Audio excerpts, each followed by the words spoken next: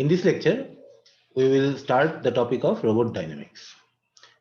Before we go to dynamics as such, we need to clear two topics, two little uh, items. One is acceleration analysis, and the other is the representation of inertia. Okay, so acceleration analysis goes exactly as one natural extension from the velocity analysis, which we have already covered.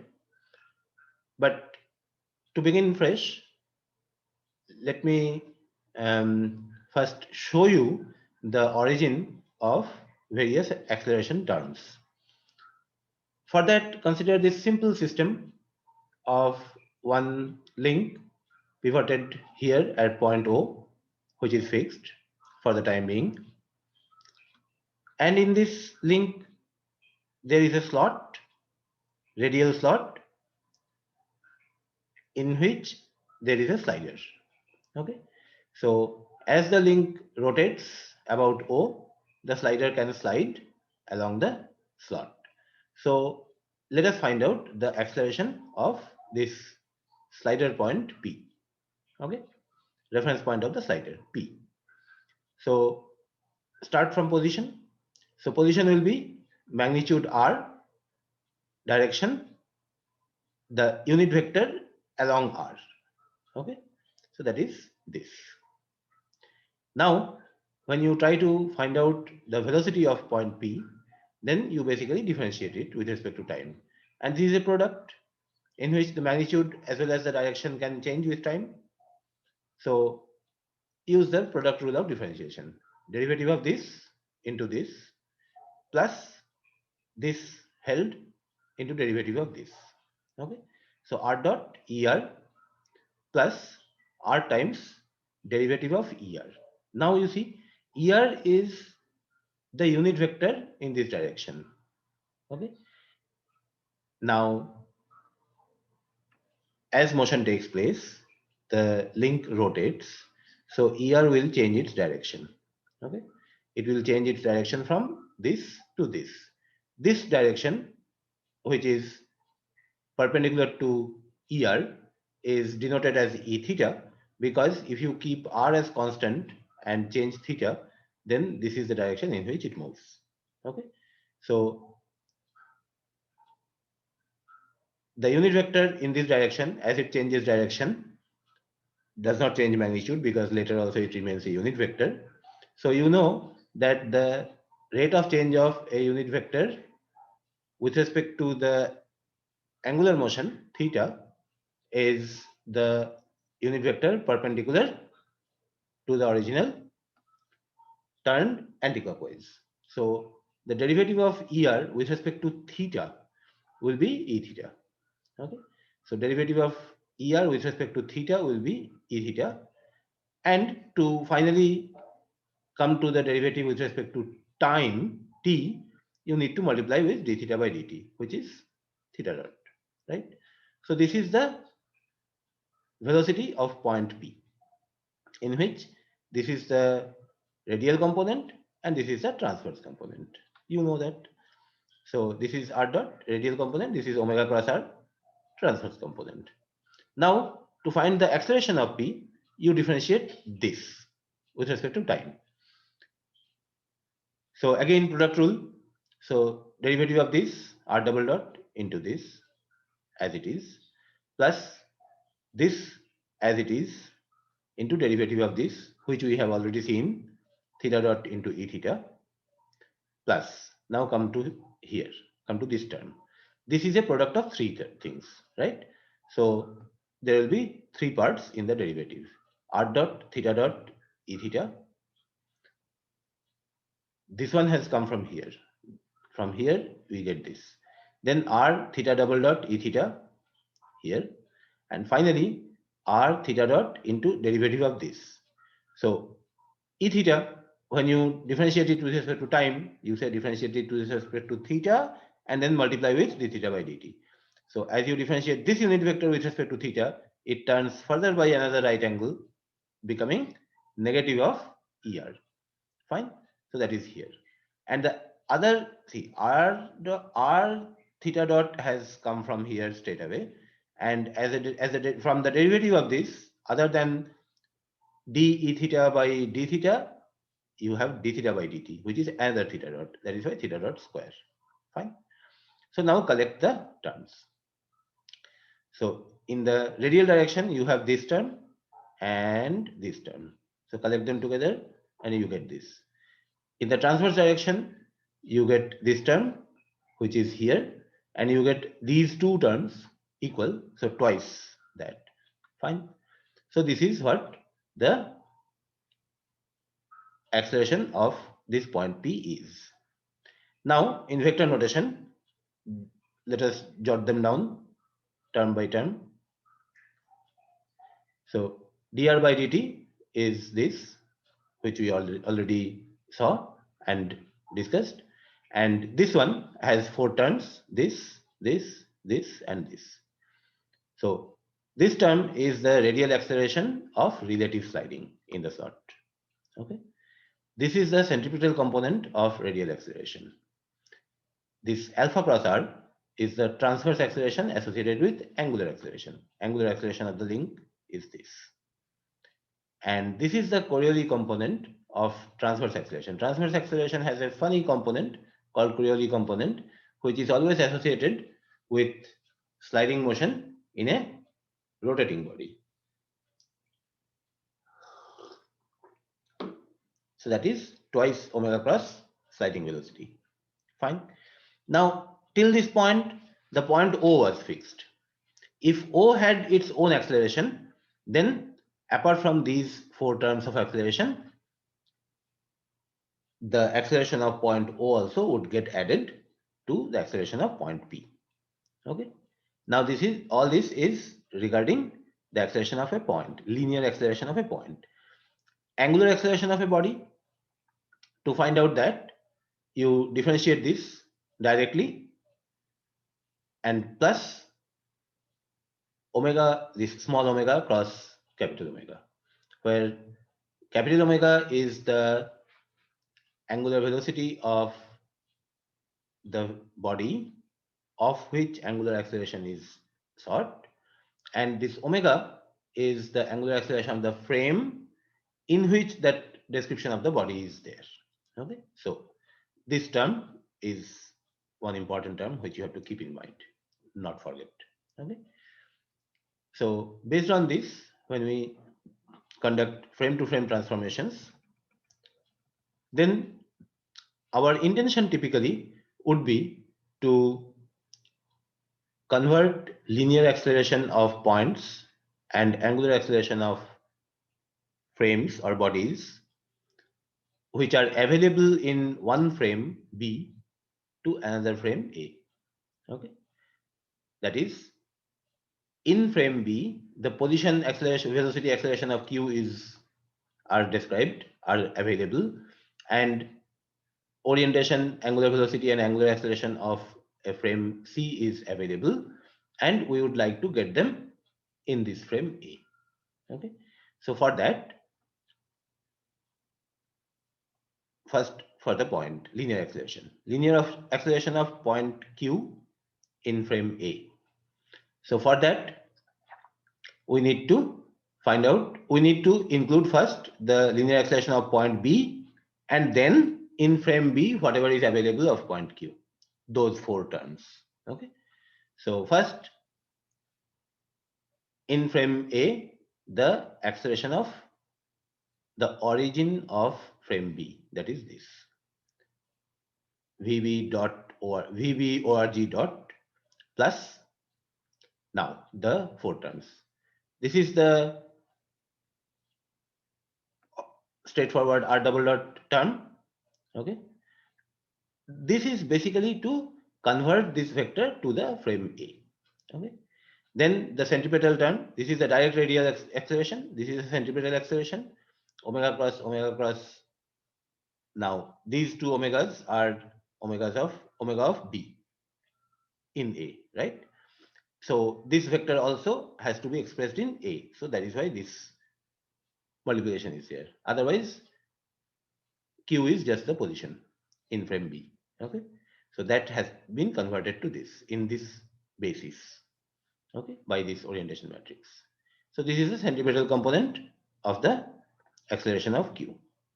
And then the direct angular acceleration, that is because of the angular acceleration of frame B. So alpha cross r.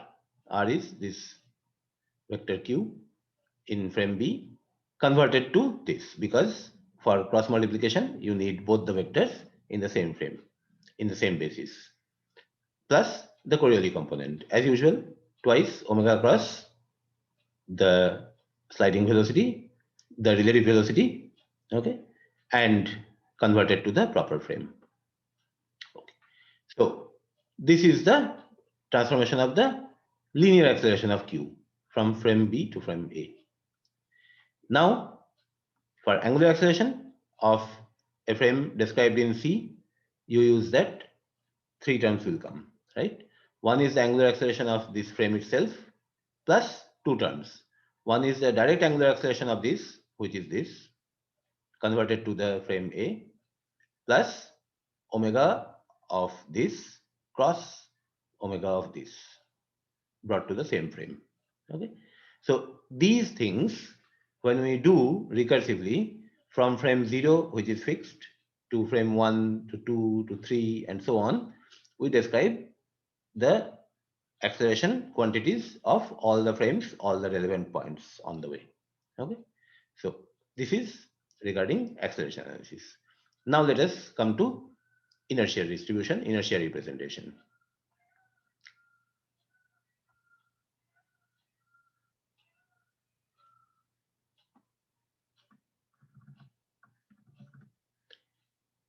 Inertia in linear motion is just mass.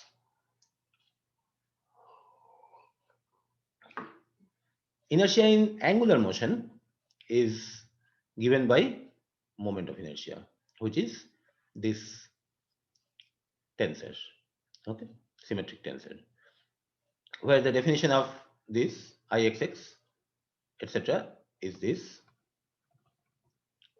And this you can find out from the straightforward definition of single axis moment of inertia. Okay, so from the x-axis, this is a distance square, y square plus z square, into whatever little mass is sitting at that yz location. Okay, so that is this. And when such little masses, the rotational inertia of such little masses is summed up, then you have this. And this is a product of inertia, okay, like defined like this. So all the six terms, actually out of the nine terms, only six terms are independent because this is symmetric. Okay, so the definitions of these you have. So moments of inertia and products of inertia, single axis moments of inertia and products of inertia assembled together like this, you get the moment of inertia of the body. And moment of inertia is a symmetric positive definite matrix or positive definite tensor. Symmetric by definition, positive definite by the physics of it. Okay. No body can have negative inertia, you see. So that is the physics of it. So since it is symmetric, the tensor is diagonalizable. And since it is positive definite, after diagonalization, the diagonal entries will all turn out to be positive. That is, all eigenvalues will be positive. Fine. So symmetric matrices are diagonalizable with respect to orthogonal similarity transformations. Okay. That means finding an orientation matrix R, appropriate orientation matrix R, you can diagonalize them and get it like this. Okay.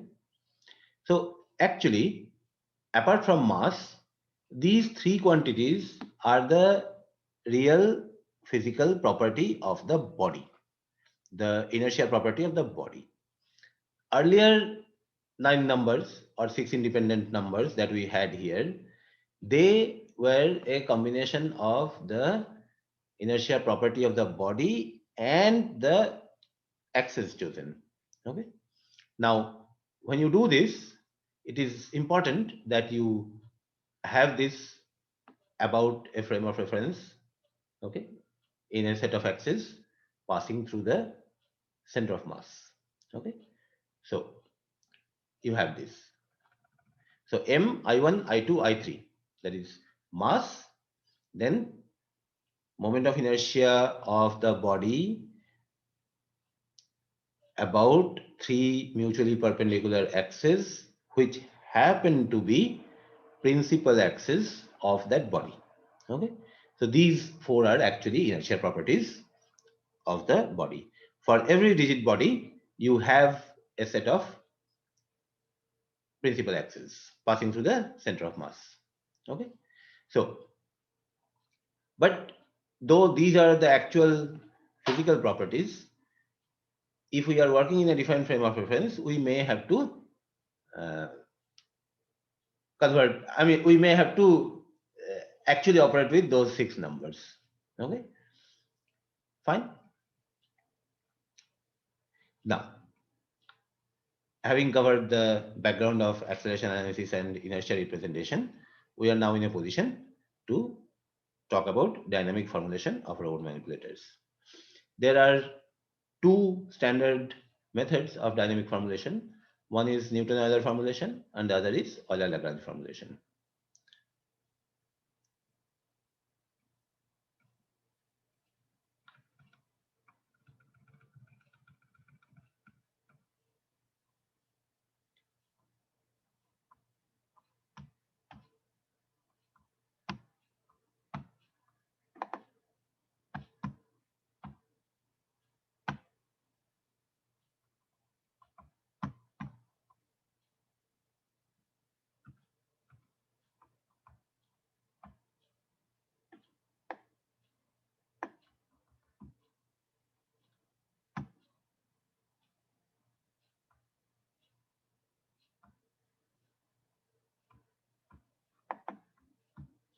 So first we talk about Newton-Euler formulation. Just a minute. This one is creating a little problem.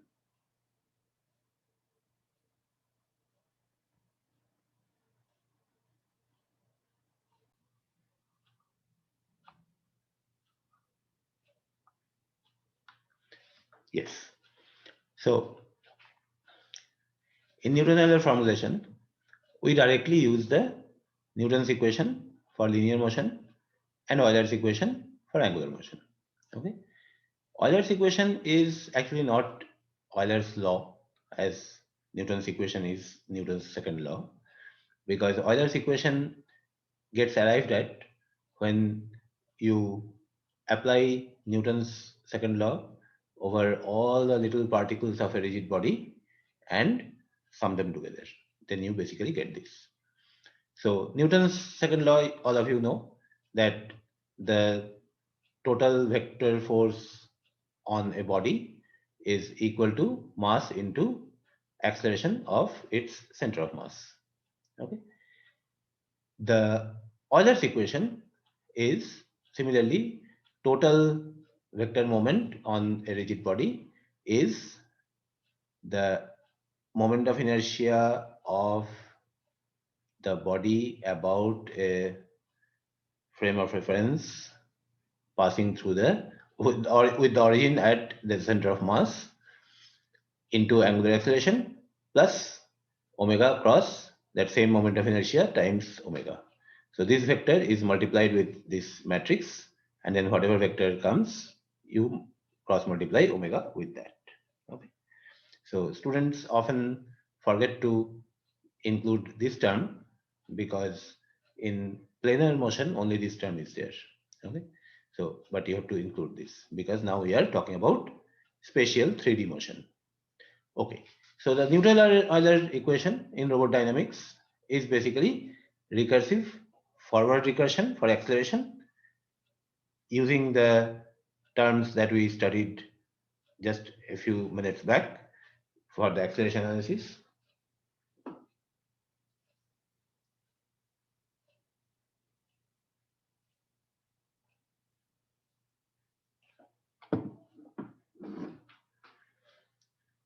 And then for forces, we conduct backward recursion from n to 0, the way we studied the static force transformation from the hand to the base. Okay. So the forward recursion the angular acceleration of I plus 1th frame of reference is the angular acceleration of the ith frame of reference converted to the proper basis plus two terms. One is the direct angular acceleration term. Now this is for revolute joint. So the I plus 1th joint is revolute. So it can have an angular acceleration of the joint. So that angular acceleration into its that magnitude into unit vector. This is essentially 0, 0, 1. Okay. In I plus 1th frame itself plus omega cross omega of I cross the omega of I plus 1 converted to the proper basis. Okay. So now this had to be converted to I plus 1 because this vector to begin with is I plus 1. And as the result is finally sought in I plus 1, so that is how we will leave it. So this converts the angular acceleration of the I plus 1th frame, expresses it. Okay, so this puts the complete angular acceleration of the I plus 1th frame expressed in its own basis, including the earlier frame plus the additional two terms, okay, for this particular revolute joint. And the linear velocity of its origin, that will be linear velocity of the origin of the previous frame, ith frame, plus you have four terms. In that, r double dot term is missing here because this is a revolute joint and there is no sliding allowed.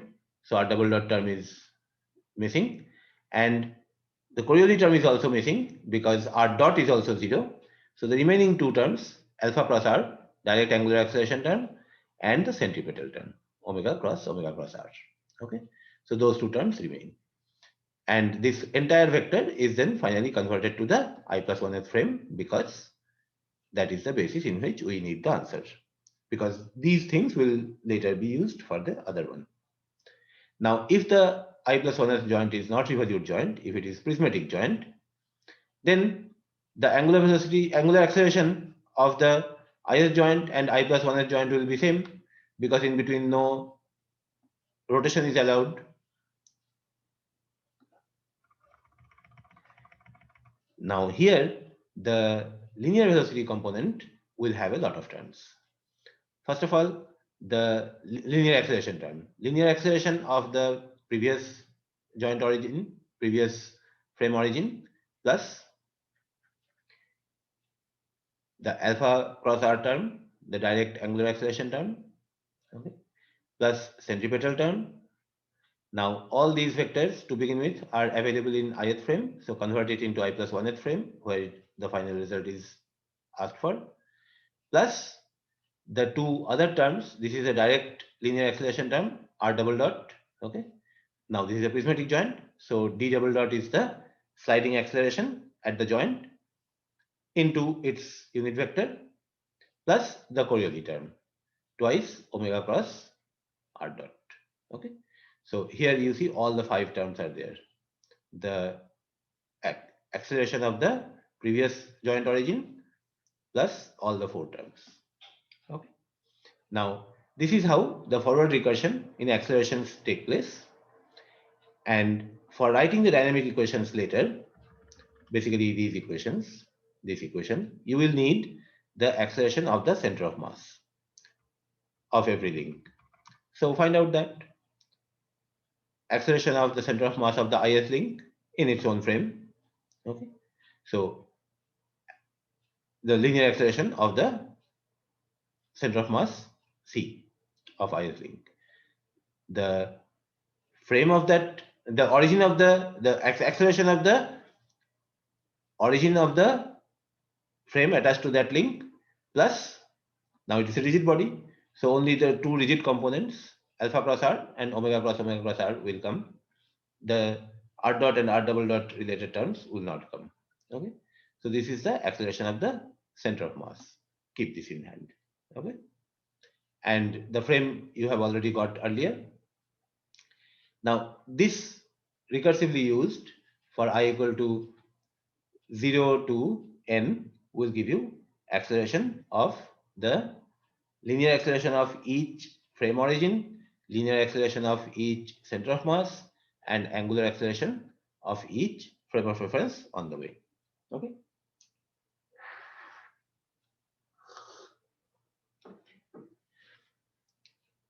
Now we start with the force.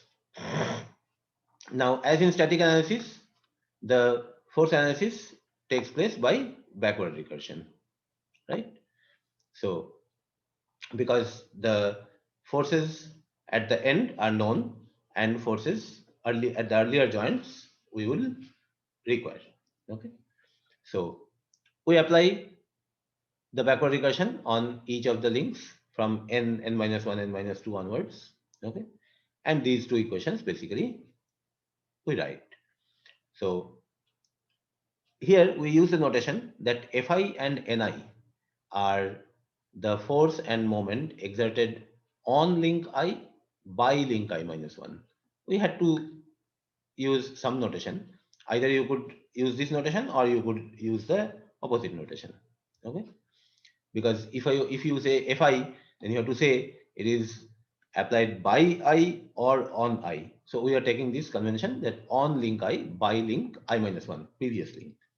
So Fi plus 1 will be on link I plus 1 by link I, the negative of which I plus 1th link applies on I, and that will come in our equations. Okay. So now mass into acceleration of the center of mass, which we have got from here, is here. Okay. That should be the sum total of all the forces applied on link I. I minus 1 applies this force and I plus 1 applies the negative of this force, which is here. Okay. So when you bring it on this side, because you see this one is known for I equal to n. The forces applied on link n by n plus 1, which is environment, no link there, okay, is known, either 0 or whatever force torque force, whatever forces are coming that you know from the force sensor. So this is known. So the known thing you bring it on this side and convert it into the proper basis. So from here you get I Fi, that is force applied on link I by link I minus 1. Okay. So here you insert this, which you have got from the acceleration analysis by the forward recursion. So after the forward recursion ends, then you start the backward recursion. So this is from Newton's law, Newton's equation. And then for the moment, you write the Euler's equation. And here, keep in mind that this is for the pure rotational motion case where the center of mass is uh, not accelerated. Okay. That is this. Now, if you take the moment about some other point, okay, if you take this moment about some other point, then to this you also have to add the moment contribution of the inertia force or the r cross mass into acceleration. Okay. So if you write the total moment on one side, that is moment applied on link I by I minus 1 plus by I plus 1, the negative of which is put here. Okay. So it has been brought on this side plus the r of the center of mass cross this thing. Okay. Because since the moments are about some other point, so it also has to produce the moment of this. Okay. So that is this plus the moment produced by the force from the next link, that is this one, that is this force, moment of this force, and that is why the moment arm has been taken as the origin of the next frame of reference, plus the direct moment.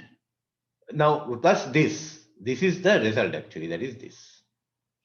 Okay, so basically you say that the total moment, which is this minus this minus the moment of the force from the next joint, the joint here doesn't have moment because that is the origin of this moment equation, is equal to the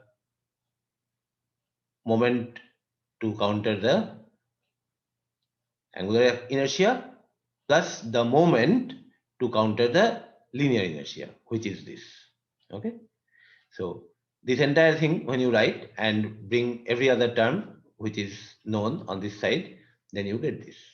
Okay, now what these two equations give you finally, what these two expressions give you, this give you the force exerted on link I by link I minus 1.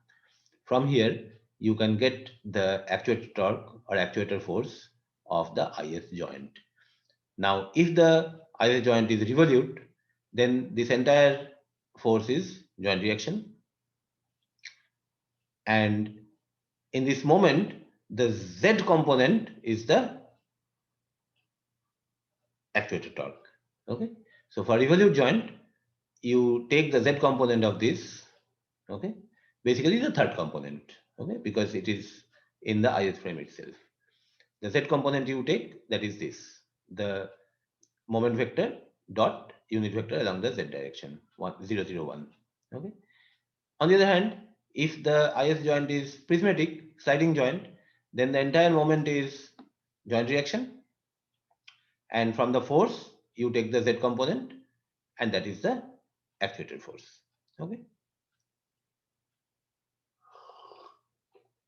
so this is Newton-Euler formulation. Through the forward recursion you analyze the acceleration completely, then by the backward recursion, essentially by these two equations, you get all the forces and vector forces and their appropriate components you pick up from here or from here, depending upon whether the joint is revolute or prismatic. So the actuator efforts, moments or forces you get when the motion is known. Okay, so this problem is known as inverse dynamics, and that is directly accomplished from this. If you want to do forward dynamics, that is knowing the actuator torques and actuator forces, if you want to find out the resulting motion, then you will need to first get these equations. From there, eliminate all the constraint forces algebraically. That elimination is possible, but lengthy, because for each body you will have 6 equations from here, 3 force equations, 3 moment equations, and out of each force moment combination, that is 6 quantities, 6 out of the 6 quantities, 5 are constraint forces and moments, only one is actuator torque or actuator force. So those 5 constraint forces and moments you have to eliminate. Okay, so out of 6 equations you need to eliminate 5 unknowns. Okay, so when all those unknown constraint forces which you don't need and don't want, okay, you will need to eliminate and then relate the actuator force and torque which you know in forward dynamics, okay, to the motion, to the accelerations, and therefore from that, by supplying the actuator forces and moments, you can get the accelerations, theta double dots essentially, because all accelerations can be eventually expressed as functions of linear functions of theta double dots. And then those theta double dots need to be integrated twice, basically solution of ODEs, to get the resulting motion. Okay, we will come to that later. Before that, we will need to study the other competing dynamic formulation method, which is Euler-Lagrange method. That we will do in the next lecture.